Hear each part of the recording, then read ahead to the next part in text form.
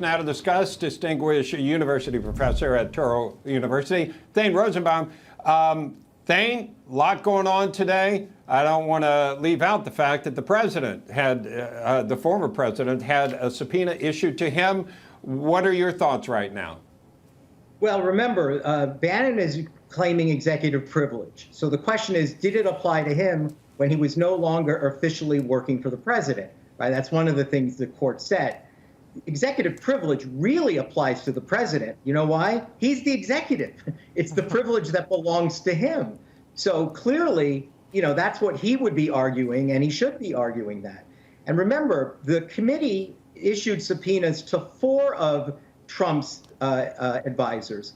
Meadows and Scavino were not charged at all. And that's an argument that I'm sure Bannon will make on appeal. Wait a minute, why did you pick me and not those guys? Why those guys? Now, I think the prosecution is going to say, because those guys at least spoke to us. They showed up to court. This is an example of where if you really show contempt, true contempt, this is an example where the legal system goes nuts. And I think that's one of the reasons why you saw a more extreme penalty, because not only that, he went on his podcast and castigated the committee and the criminal contempt indictment. So the legal system takes the position, look, this is a really bad example of contempt, so we're going to throw the book at you. But that's not what Meadows did. That's not what Scavino did. Navarro's coming up for trial next month. And by the way, this might be a message that was sent to the president, because as you pointed out in your last block, the president is also now receiving a subpoena. So notice the timing, right? As if a message to Mr. Trump, Mr. Trump, hey, you know what? We throw the book at people for this. You know, it may only be a misdemeanor. Let's be serious. Contempt of Congress is just a misdemeanor. So you could take the point, it's just a misdemeanor, but if you flaunt us, if you ignore us, if you reject us, if you show contempt and not show up, don't respond to us in any meaningful way, go look at your friend Steve Bannon. He's sitting in jail. Yeah, Thane, give us a little bit of your expert thoughts about how that could play out if the president does say, OK, I'm going to ignore this subpoena based on executive privilege. Then what?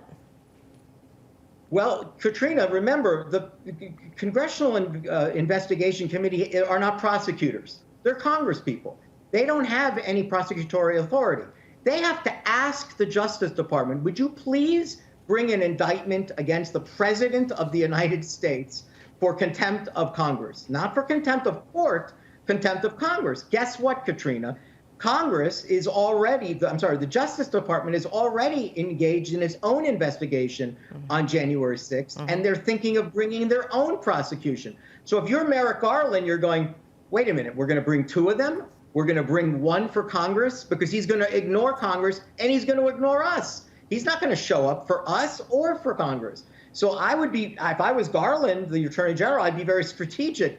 Why are we carrying the bags of the committee? We've got our own problems. We may actually indict this president and actually subpoena him, and he's going to ignore us. There's no reason to test it out first with the congressional contempt if there's going to be the contempt of court. So I don't know. I mean, again, I'll go back to the point I said at the beginning. The strongest defense is executive privilege. And guess what? The president is the executive.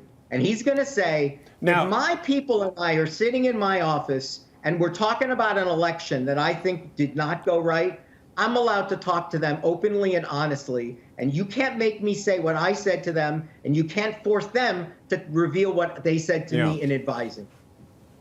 Well, one more question before we go, Thane. It's November 14th. The former president is supposed to show up. It's supposed to be a deposition. I don't think it's the kind of thing where it's in Congress on TV. It's also possibly by video conference, this according to the subpoena. How hard would it be for him to say, you know, I need a little more time for this and run the clock out? It'll be after the election then anyway. It's quite possible he's going to say, you guys aren't even in charge anymore. What's his likely response, and how will it work? Bob, that's a really great point. This whole thing expires at the end of the term, right? The committee would have to sort of reconvene with different people and reissue the subpoena and take advantage of saying, we now want you in February of 14. So he's saying, look, I'm not showing up because I'm not ready to testify, right? This happens all the time. You seek extensions in depositions. With the president of the United States, the former president, again, you have so many more defenses available to you that were not available to Bannon. So you can see how the president's lawyers would say, you know, he's just not ready. We need more time.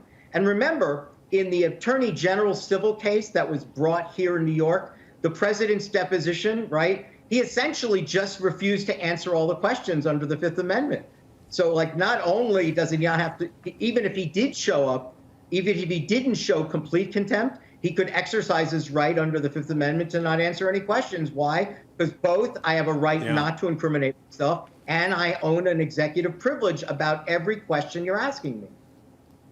Yeah. Thane, I think we're going to be talking about this again between now and then. Thank you so much. Anytime for you both. All right, Russian President Vladimir Putin's desperate threats to use nuclear weapons in Ukraine and possibly against NATO have the entire world concerned right now, but there may be many disadvantages if he actually